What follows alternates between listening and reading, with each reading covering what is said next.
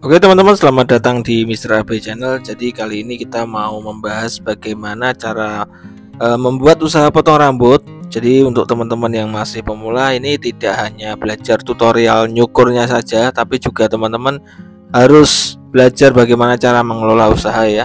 Supaya nanti teman-teman setelah ikut pelatihan atau setelah bisa menyukur, nanti teman-teman bisa juga mandiri membuka usaha barbershop. Jadi jangan sampai kita jadi karyawan terus ya, intinya seperti itu.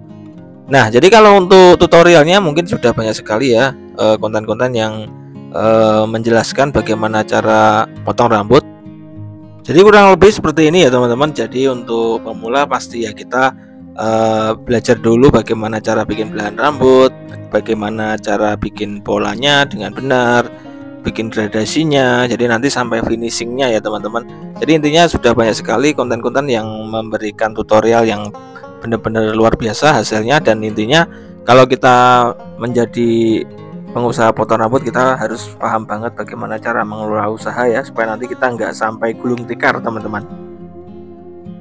Nah, karena banyak sekali di akhir-akhir ini teman-teman yang menjual semua peralatan atau mengoper tempatnya ya, karena sudah nggak bisa mengelola atau sudah kayak menemukan menemui jalan buntu lah. Intinya sudah kayak bosen, jenuh seperti itu, jadi usahanya jadi ditinggal begitu saja atau beralih ke usaha lain. Sebenarnya sayang ya, karena kita udah sama-sama berjuang, udah bertahun-tahun sebelum COVID kita membangun usaha jasa potong rambut atau barbershop. Jadi intinya sebenarnya semua itu berkaitan dengan tukang cukur teman-teman. Jadi kalau tukang cukur ini yang kita kerjakan ini sudah 1 atau 2 tahun, itu sebenarnya sudah harus ada regenerasinya. Jadi nggak mungkin orang itu harus kita ikat terus dan harus kerja di tempat kita.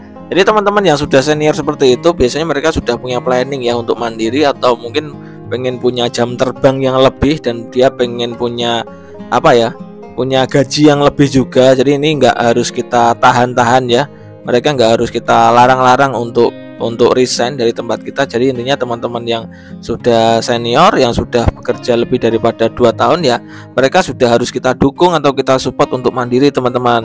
Jadi intinya kita yang punya usaha atau kita yang sebagai ownernya, kita harus mempersiapkan tukang cukur yang berikutnya atau yang lebih fresh. Jadi intinya ini untuk peremajaan karyawan ya. Mungkin usaha potong rambut bisa mencontoh teman-teman di Indomaret atau di mungkin di perusahaan-perusahaan yang intinya setiap tahun itu ada pergantian karyawan, dan ya mungkin alasannya hanya sederhana, hanya untuk wajah-wajahnya supaya lebih fresh saja, lebih mudah dibentuk timnya, lebih fresh dan lebih profesional lah, intinya seperti itu. Karena intinya kalau teman-teman yang sudah punya banyak planning ya, mereka nggak bisa di apa-apain lagi ya, mau kita suruh kerja yang intinya untuk full time ya mungkin nggak bisa juga, karena mereka juga mungkin setengahnya juga punya fan, punya pelanggan yang bisa dikerjakan freelance di rumah. Jadi intinya ini semua sudah nggak menjadi rahasia umum ya. Jadi untuk teman-teman yang masih pemula, nah ini jangan lupa dipersiapkan timnya di tahun kedua teman-teman, supaya nanti ketika ada pergantian karyawan teman-teman nggak bingung lagi gitu ya.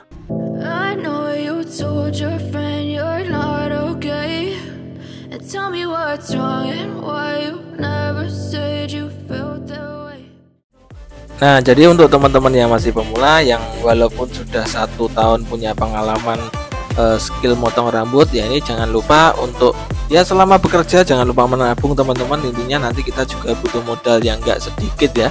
Jadi sewa tempat, apalagi akhir-akhir ini sewa tempatnya mahal sekali, dan intinya kalau kita nanti nggak ada biaya sewa tempat, nanti teman-teman bisa diusir ya dari tempatnya.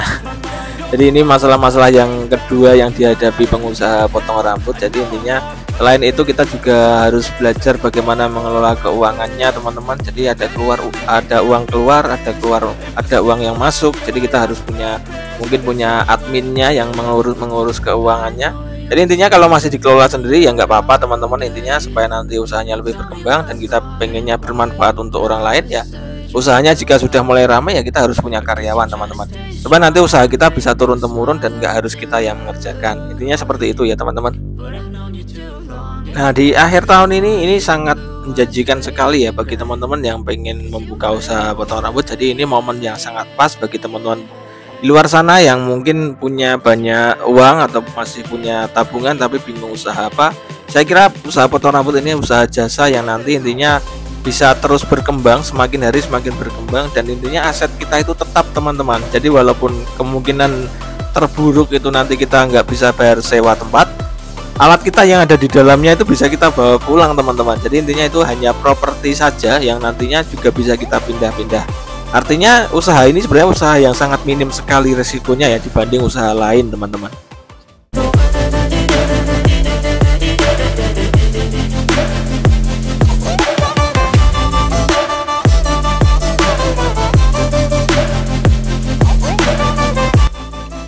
Nah, jadi ini solusinya untuk teman-teman, nggak usah bingung lagi. Teman-teman juga bisa ya datang ke tempat kita, datang ke kantor kita di Mr. Abi Barbershop Kediri. Teman-teman tinggal di map aja, main aja ke Kediri, nanti kita bisa sharing-sharing ya.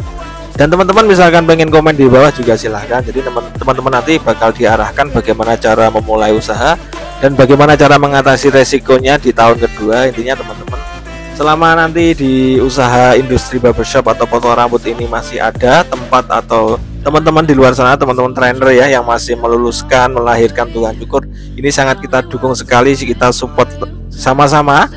Jadi intinya usaha ini bakal terus berjalan teman-teman selama tukang cukur itu masih dilahirkan. Nah, kalau misalkan tukang cukur udah nggak ada yang minat belajar, nggak ada yang minat jadi tukang cukur, ya intinya nanti tukang cukur bisa impor dari luar negeri teman-teman. Jangan sampai ya, karena Indonesia ini banyak pemuda, anak-anak muda di daerah yang hebat, yang punya kualitas. Jadi tinggal kita poles saja, kita kasih keterampilan, dan mereka bisa menjadi tukang cukur generasi yang terbaik di Indonesia teman-teman. Jadi intinya kita harus memikirkan anak cucu kita supaya nanti punya usaha yang mapan, yang enak ya. Intinya jangan sampai susah seperti orang tuanya. Jadi usaha ini adalah usaha yang bisa temurunkan ke anak-anak kita teman-teman. Jadi nggak harus kita terus yang mengerjakan ya teman-teman.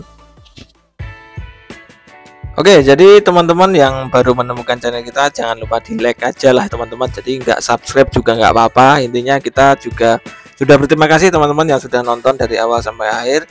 Dan saya doakan teman-teman punya usaha yang lancar rezekinya, apalagi ini di akhir tahun ya, ini usaha yang pas lah untuk memulai usaha potong rambut. Jadi teman-teman jangan lupa nanti ya berdoa juga supaya nanti usahanya bisa dimudahkan sama Allah. Oke teman-teman, jadi mungkin kurang lebih konten kita hari ini sekian dulu. Jadi sampai ketemu di konten kita yang selanjutnya. Jangan lupa terus belajar ya, jangan lupa istirahat juga. Sampai ketemu di konten kita yang selanjutnya. Assalamualaikum warahmatullahi wabarakatuh.